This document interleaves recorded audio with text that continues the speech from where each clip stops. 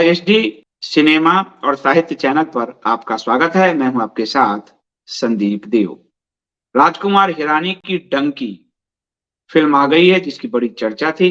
डंकी शाहरुख खान की इसमें lead role में है शाहरुख खान, और शाहरुख खान की इस साल ये तीसरी फिल्म है। दो फिल्म तो बड़ी हिट मानी गई है अपनी कमाई के हिसाब से, एक पठान और एक जवान। और पठान का प्रमोशन तो खुद भारत के प्रधानमंत्री ने अपने नेताओं को कहा, खबरदार जो कोई इस फिल्मों के खिलाफ कुछ बोला।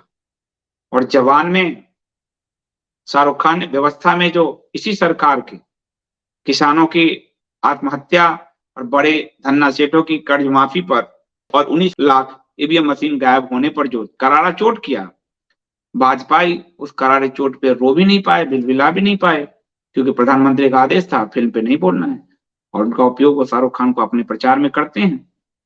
नए संसद के निर्माण में आदि में शाहरुख खान से ट्वीट करवाया जाता है, तो स्वाभाविक सी बात है। तो ये शाहरुख खान की इस साल तीसरी फिल्म है, और राजकुमार हिरानी ने अभी तक सफल फिल्में दी है। मुन्ना भाई का सीक्वल, संजू, पीके और अब ये डंकी। तो ये फिल्म भी राजकुमार हिरानी के ट्रीटमेंट जैसा ही है। इसमें बहुत हंसी है, बहुत ह्यूमर है और इमोशंस और एक संदेश भी है। और वो संदेश क्या है? संदेश जो सामाजिक सरोकार लेते हैं वो है अवैध अप्रवासियों का। इस पर शायद हिंदी में कोई फिल्म शायद ही बनी है। अवैध रूप से जो लोग विदेश जाते हैं, और पंजाब में ये जो धंधा खूब फल फूल रहा है, उसी को इसमें टारगेट किया गया। आपको ध्यान होगा, एक बड़े प्रसिद्ध गायक थे दलेर मेहंदी। हमारे फिल्म क्रिटिक विपुल रेगे ने इस फिल्म के रिव्यू में इस बात को जिक्र किया है कि कबूतरबाजी के मामले में गिरफ्तार हुए थे। कबूतरबाजी मतलब अवैध रूप से मानवों को विदेश में ले जाना। दलेर मेहंदी अपने ग्रुप में ले जाते थे और उसको वहीं छोड़ देते थे। तो डंकी भी वही कबूतरबाजी की कहानी है कि ये 4 युवाओं की कहानी है जो लंदन जाना चाहता है। पंजाब के लोल्टा में रहने वाले 4 युवकों को हार्डी सिंह, जिसकी भूमिका में शाहरुख खान है, हार्डी का साथ मिलता है। वो एक पूर्व सैनिक है और वो इन सबको ले जाते हैं।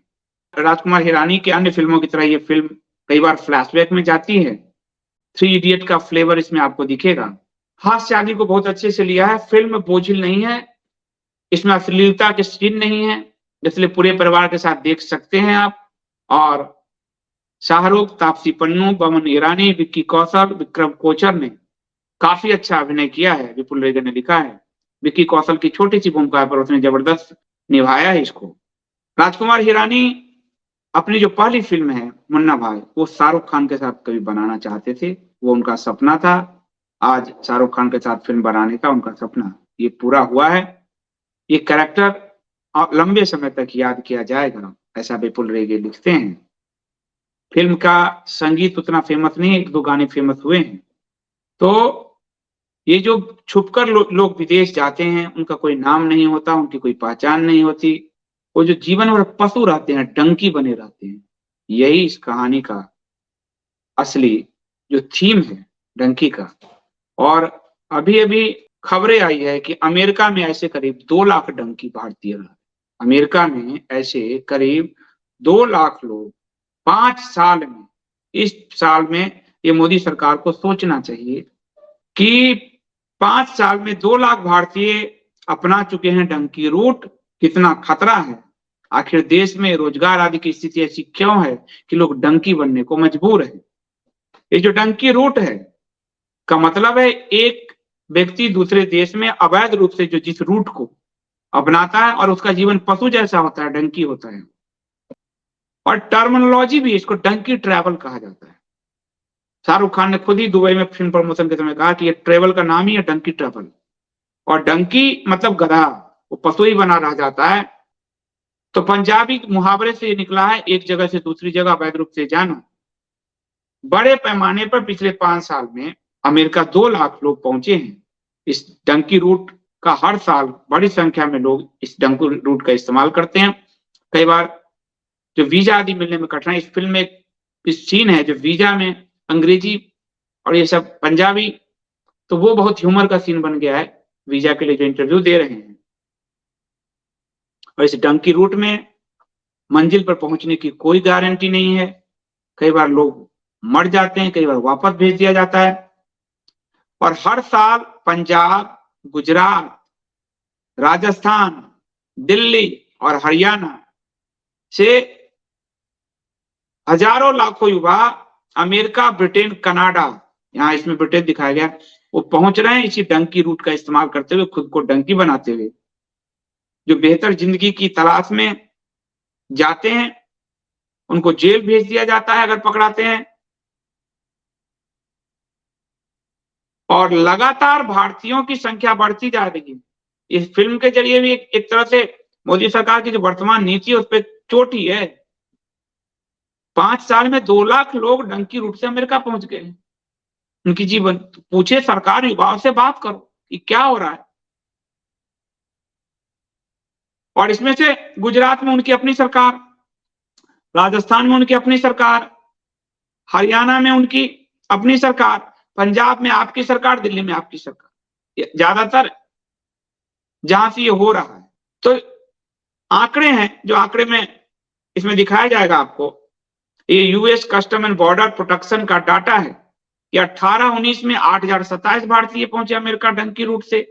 19-20 में 1,227 भारतीय पहुंचे। 2020-21 में 30,662 भारतीय पहुंचे। 21-22 में 63,927 भारतीय। 22-23 में 96,917।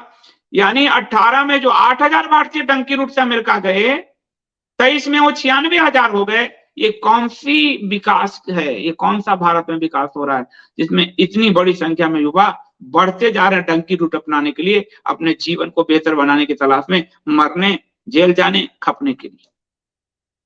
सरकार के दावे तो बहुत है, 80 करोड़ को हम ये दे रहे हैं, वो दे रहे हैं। तो ये पूरा काम डंकी रूट का अवैध होता है, गैर कानूनी होता है।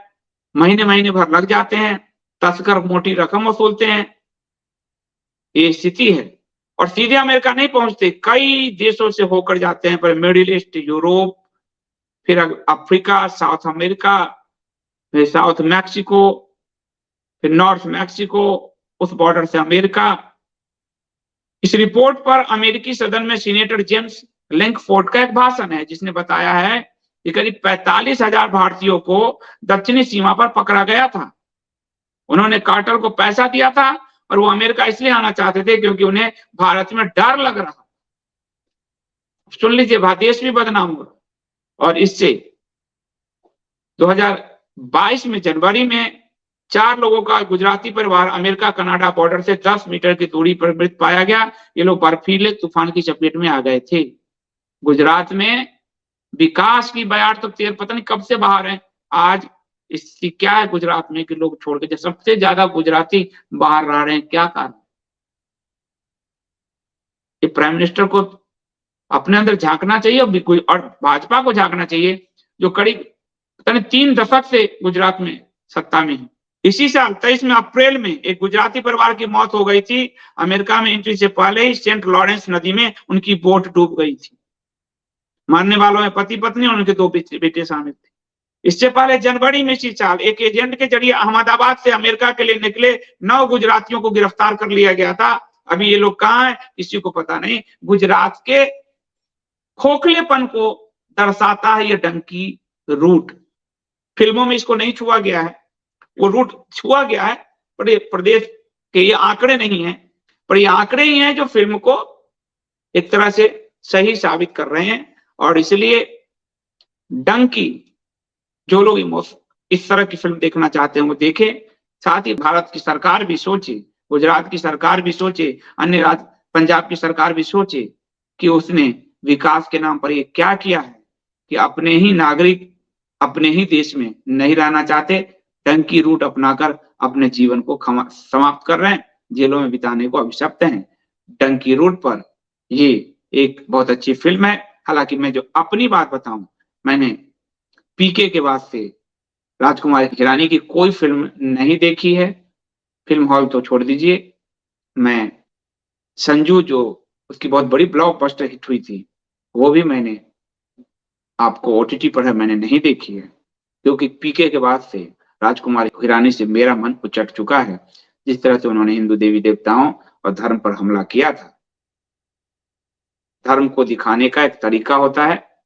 वहीं मजार आदि में जो शराब का बोतल लेके घुसने तक नहीं दिया, पीके की भूमिका में जो आमिर खान थे, और हमारे मंदिर से चोरी करते, शिव जी को दौड़ाते, उसके बाद से मैंने इनकी फिल्म देखनी बंद कर दी है। लेकिन ये फिल्म हमारे फिल्म क्रिटिक ने लिखा है, अच्छी है, जिसको देखना है देखें। हम अपनी तरफ से आपसे कुछ नहीं कर रहे हैं, क्योंकि ये फिल्म का एक रिव्यू था और इस रिव्यू के साथ देश की एक दुर्दशा, जो डंकी रूट से यूथ जा रहे हैं, मर रहे हैं, उसकी एक कहानी है। तो ये कहानी आज की सच्चाई है, और फिल्म और साहित्य समाज का ही दर्पण है। समाज में जो है वही दिख रहा है। अभी के लिए इतना ही। बहुत बहुत धन्यवाद।